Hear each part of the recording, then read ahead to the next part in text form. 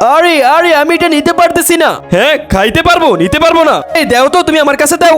এই একদম ওকে কোনো সাহায্য করবে না, আমি বলে দিলাম। আরে ভাবি সমস্যা নাই, জান আপনি, আমি পারবো। আজকে বাড়িতে গিয়ে মজা দেখাবো। এই তো বাড়িতে চলে আসলাম, এখন তুমি আমাদেরকে রান্না করে খাওয়াবা। আরে ওরা তো আমাকে পুরোপুরি পাশিয়ে দিল, ওরা কম্পিউটারে মুভি দেখতেছে আর আমার এখন রান্না করা লাগতেছে। দূর ভালোই লাগে না, দূর সাই, দূর ভালো লাগে না রে।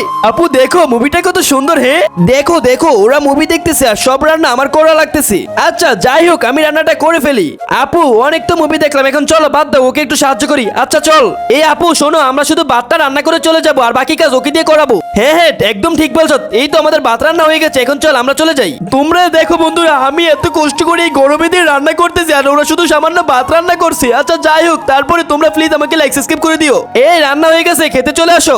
আরে রান্না হয়ে গেছে আপু, তাড়াতাড়ি চলো তাড়াতাড়ি। তার আগে তুমিও যদি চাও তোমার মা তোমার সাথে সারা জীবন থাকুক, তাহলে ভিডিওতে লাইক করে চ্যানেলটি সাবস্ক্রাইব করে দিবে। তারাই শুধু লাইক সাবস্ক্রাইব করবে যারা মাকে মন থেকে ভালোবাসে। এই রান্না তো হয়ে গেছে, দাঁড়াও দাঁড়াও, আমার কিছু গেস্ট আছে, আমি তাদেরকে একটু নিয়ে আসি। সুমাইয়া কই রে, দেখ দেখ আমরা চলে এসেছি। কই বহুদিন পর আবারও সবাই একসাথে হলাম। হ্যাঁ ভাইয়া ঠিক বলছো, শুধুমাত্র সুমের কারণে সবাই একসাথে হলাম। হ্যাঁ হ্যাঁ ঠিক বলছো, এমন পার্টি মাঝে মধ্যে দেওয়া দরকার আসলেই। না তোমরা আসলে অনেক ভালো ছেলে মেয়ে।